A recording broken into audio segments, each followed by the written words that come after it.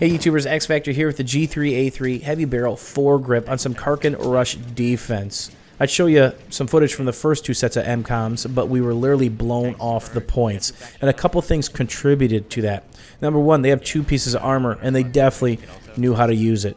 They eliminated our armor, they pushed the points, infantry filled in. The second thing is, since they had such an easy time, we didn't have enough engineers, and that is a disastrous situation if their armor is being supported, playing well, you have one piece of armor, and you don't have enough engineers. So we're down to this one set on the third set, and I want to talk about how important upper is, which is this area that's behind my shoulder, that upper elevation, and some of the pushes, thought processes, and work you can do up there to prevent your team from coughing up this third set of Mcoms. And upper really controls the map. Of course, being on the bomb is priority number one, but there are certain maps, certain positions where if the enemy team has, you're not coming back from it, and upper is it when it comes to this B Mcom on the third set.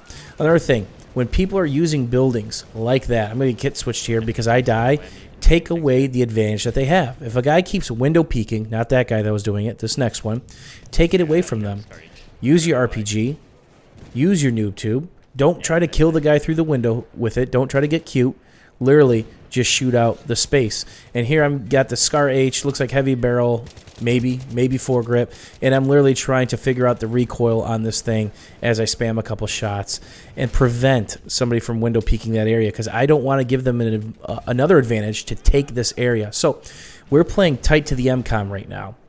Part of the trick to being successful in rush defense or even conquest when you're defending is elongating angles, creating new angles, and setting up crossfire.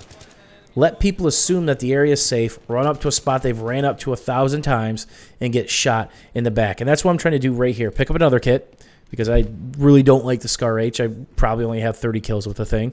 And I'm going to elongate the angle right here. Play in one or two of these buildings. This is actually a really good spot to camp one or two bodies, because you catch all this crossfire of people trying to play this upper area in front of us. Now, here's another tip. Don't ever advance all the way to the rail. Why? Because if you get in trouble and you go prone, they can still see you. You're going to be dead. But if you play back on this just a little bit and go prone about the halfway mark where the lines are, they can't shoot you anymore. And I try to noob tube out the side there, but figure out it's a smoke grenade, which that isn't helping me.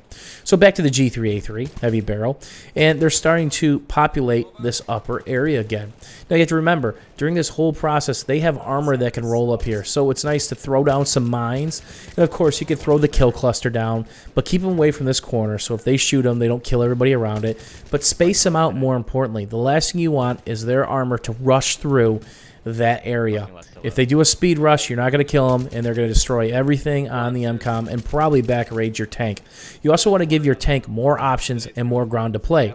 If there's no infantry and they have all the positioning, your tank can't come up here, can't run away, can't break jabs, can't break flams.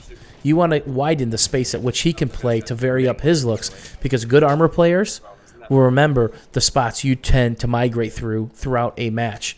And if they do that, they can really set you up for failure, especially those sneaky support guys with those sandwiches. So elongating it again. They've got the backside of this building, and of course this thing's only got 21 in the mag. You don't want to let it run out before you reload.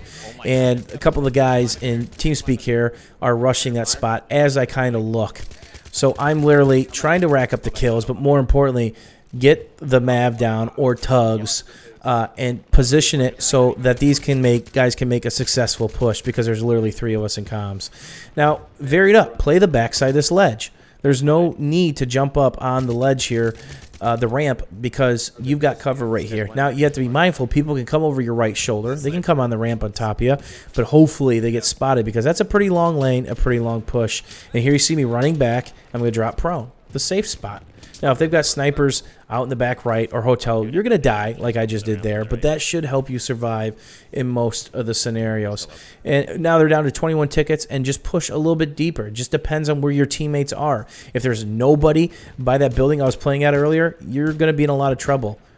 Don't try to push this, because they probably got that area and they're just going to push down. The worst thing you can give them is a ledge above the Mcom, and we've seen it a million times. So as you populate this area, that presents layers that they have to kill their way through, literally. So if there's, on 64, man, 7, 8 guys in your team up there, you're looking good. Now, the lower lane and the MCOM area is equally as important, but what typically causes the failure on this MCOM specifically is this upper area. Hopefully you guys enjoyed this footage with the G3A3 and Kind of Scar H and some of the thought processes here. If you think this can help you, had a little fun, enjoyed yourself, don't forget about the old thumbs up. As always, YouTube, thanks for hanging out, thanks for supporting me, and we'll see you soon.